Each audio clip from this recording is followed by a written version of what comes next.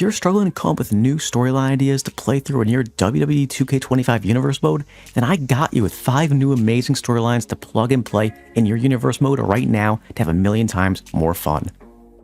Our first storyline is in the world title scene for the men or the women. In the first week, your former heel world champion comes out for a promo following their loss at a recent PLE, and they call out the new face champion looking for a rematch. The new face champion comes out and says that they don't deserve a rematch for all the cheap antics they used during their title reign, but the champion would have considered giving them the former heel champion a rematch just to prove a point, but the GM already booked a number 1 contenders match for next week, and it wouldn't involve the former heel champion.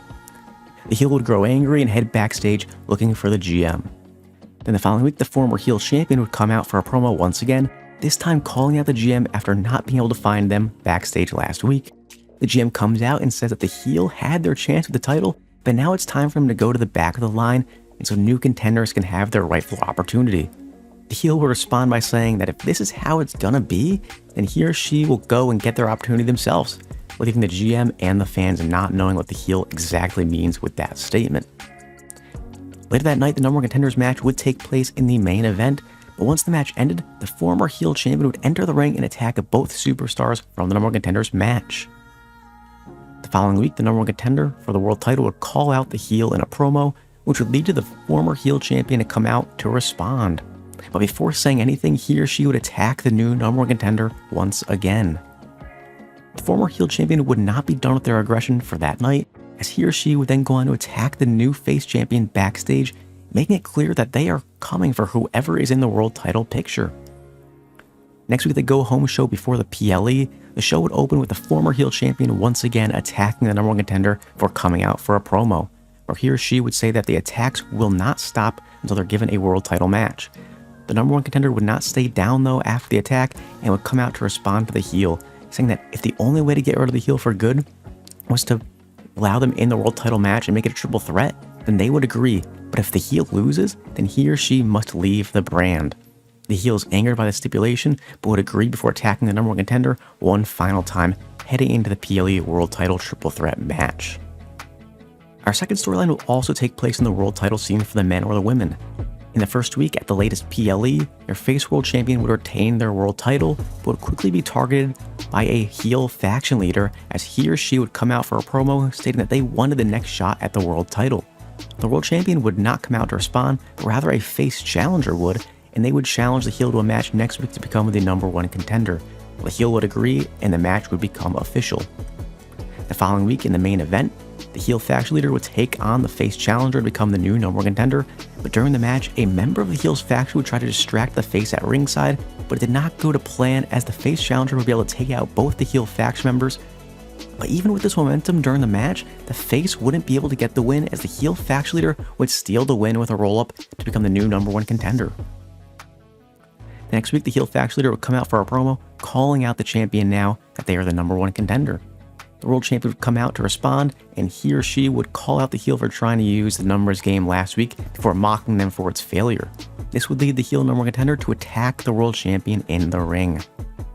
The following week at the go-home show before the PLE, the world champion would come out for a promo and call out the heel for their attack last week, but the heel would not come out, but rather instead the face loser of the number 1 contenders match, and he or she would tell the world champion that he or she would have their back during their world title match at the PLE. Later that night in the main event, the face world champion and the face contender would take on the heel faction leader and one of their faction members in a tag team match where the winning side would gain some momentum heading into the world title match. Our third storyline has some chaos for a mid-card title for the men or the women. Your face mid-card champion was able to successfully defend their title at the recent PLE, but has now been called out at the start of the night for a match against a new challenger. After coming out to the ring for the match, the mid-card champion wasn't met with their new challenger though, but their previous heel challenger, who had taken the new challenger out and was now heading for the ring to go at your face mid-card champion, as the original match gets called off by the referee during all of the chaos. The following week, the former heel challenger comes out for a promo saying that the face mid-card champion got lucky at the PLE, and they are disgusted that a new challenger thinks he or she can just toss them to the side and immediately swoop in to go after the title as if they're better than him or her. The face mid-card champion comes out and interrupts their former challenger, saying they had their opportunity and don't deserve another one, so they had no business getting involved. The former heel contender is angered by this and attacks the mid-card champion. The next week, the new potential mid-card title challenger comes out for a promo and calls out the former heel challenger, saying he or she doesn't deserve a shot at the title, but they will challenge him in a number one contenders match if it means they can get their revenge on the former heel challenger. The heel comes out and accepts the offer, setting up a match for next week. Then at your go-home show before the PLE, the heel and the potential new challenger will face off in a number one contenders match to take on the mid-card champion at the upcoming PLE for the mid-card title. Our next storyline involves former allies. A heel and a face who are former allies are looking to contend for a title, but they end up being put in a match against each other. As a sign of respect for their former ally, one looks to shake the hand of the other, but it ends up being a trick as they end up sucker punching him or her, creating a heated match between the former allies. In the end, the heel would get the win with the help of their cowardly tactics and punch at the start of the match. The following week, the face would call out the heel in a promo for their pre-match attack the prior week. The heel comes out and says that it's just what they need to do to be able to get the win and get the job done to get closer to the title. The face challenges the heel to a rematch, but the heel tries to say no, but the face laughs and says that he or she thought they would say so he or she went ahead and got the rematch scheduled with the GM beforehand. So later that night, the two would face off once again, but this time it would be the face that would pick up the win to even the series 1-1.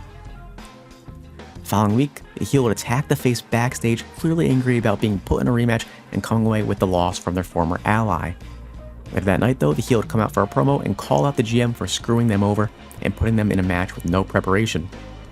The GM would come out to respond by saying he or she understands their frustration, so he or she will do them a favor and let them know right now that next week the face and the heel will face each other in a winner-takes-all street fight. The heel is angered about being put in another match against the former ally, but it doesn't matter, as at the go-home show before the PLE, the face and the heel would face off with the winner being pushed up the title rankings if they win the street fight.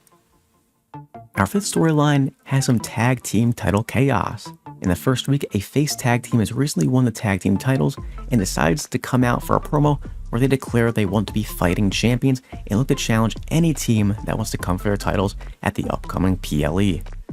Later that night, Tag Challengers A would come out for a promo advocating for themselves to get a shot at the title, but they would be quickly interrupted by Tag Challengers B saying that they are more suited to compete for the titles.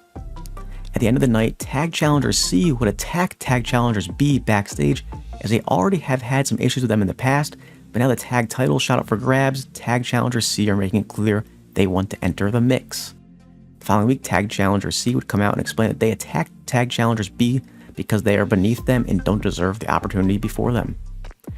The face tag team champions would come out to confront Tag Challenger C as they say Tag Challenger C won't be sniffing a chance at their titles if they keep it up with all of these attacks. But Tag Challenger C would then attack the tag team champions, clearly showing they don't care or respect whatever they say. Then the next week, Tag Challengers B would get revenge on Tag Challenger C by attacking them backstage.